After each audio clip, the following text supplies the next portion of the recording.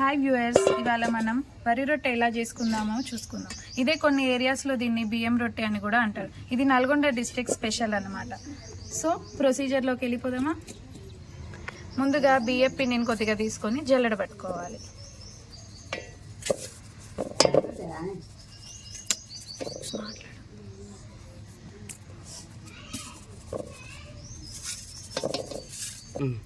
తర్వాత మనం పిండికి తగినంత ఉప్పుని వేసుకోవాలి.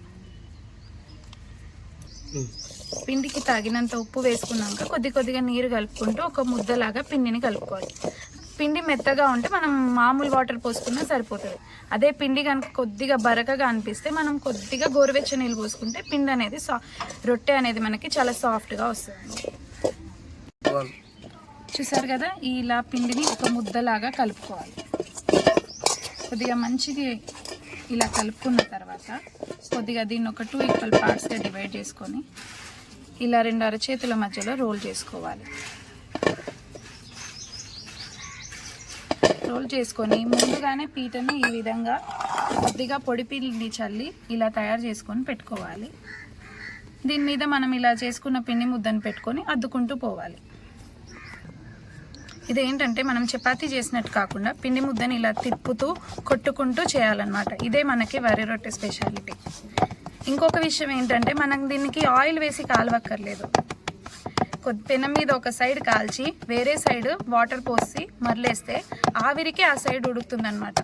సో షుగర్ ఉన్న వాళ్ళు కానీ ఎక్కువ ఆయిల్ వాడకుండా కొద్దిగా డైట్ మెయింటైన్ చేసే వాళ్ళకి ఇది పర్ఫెక్ట్ చాయిస్.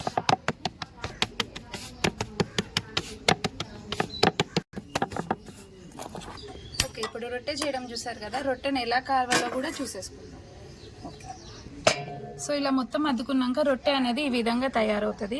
దీన్ని మెల్లగా మనం అరచేయిలోకి తీసుకొని పెనం మీదకి వేసుకోవడం అంతే. ఇప్పుడు ఫస్ట్ ఇలా అని ఒక సైడ్ కాలిందా లేదా చూసుకోవాలి. తర్వాత ఇంకొక వైపు ఉంటుంది కదా, అది అలానే మరలేకుండా కొద్దిగా నీళ్లు చల్లాలి. నీళ్లు చల్లి దాని మీద అద్దుతూ కంప్లీట్గా అద్దిన తర్వాత రొట్టె అనేది మరోవైపుకి ఇలా మరలేసుకొని ఇంకో వైపు కూడా కాల్చుకోవాలి మనం ఈవెన్గా. 2 వైపులా కాల్చుకున్న తర్వాత రొట్టె అనేది ఈ విధంగా తయారవుతుంది. దీన్ని మనం ఒక ప్లేట్లోకి తీసుకొని ఇంకా మనం ఏంటంటే ఇప్పుడు దీనికి రొట్టెకి కాంబినేషన్ అంటూ ఒకటి ఉంటుంది. సో దానికి మనకు ఇది రొట్టె కూడా చూసారు కదా ఎంత సాఫ్ట్గా ఉంటుందో, చాలా సాఫ్ట్. ఇప్పుడు దీనికి కాంబినేషన్ ఏంటంటే మనకు కొబ్బరి కారం, దీన్ని కొబ్బరి కారం అంటాం. సో దీంట్లో మనం ఇంగ్రీడియంట్స్ ఏమేమి వాడతామంటే ఎండు కొబ్బరి చిన్న పీసెస్గా కట్ చేసి పౌడర్ చేసుకొని దాంట్లోకే తగినంత ఉప్పు, కారం, పచ్చి వెల్లుల్లిపాయలు, ఇంకా కొత్తిమీర, ఆనియన్స్ వేసి చేసుకుంటాం. దీన్ని ఇంకొక స్టైల్లో కూడా చేసుకోవచ్చు. మనం పచ్చి కొబ్బరి ఉందంటే పచ్చిమిరపకాయలు వేసుకొని సేమ్ ఇవే ఇంగ్రీడియంట్స్తో చేసుకోవచ్చు. టేస్ట్ అనేది చాలా బాగుంటుంది. ఇది ఒకటే కాకుండా ఇంకొకటి దీంతో కాంబినేషన్ ఏంటి అంటే మనం మీగడ కూడా చేసుకోవచ్చు. చూసారు కదా, ఇది మీగడ అనేది ఎంత బాగుందో. ఇది మనం ఇంట్లోనే ఫ్రెష్గా తయారు చేసుకున్నది, మంచిగా మన బర్రెపాలతో ఇంట్లో చేసుకుంది. సో ఇది నలుచుకొని తింటే టేస్ట్ అనేది మాత్రం చాలా బాగుంటుంది. ఇప్పుడు మనం చూడండి, తెంచడానికి కూడా సాఫ్ట్గా ఎట్లా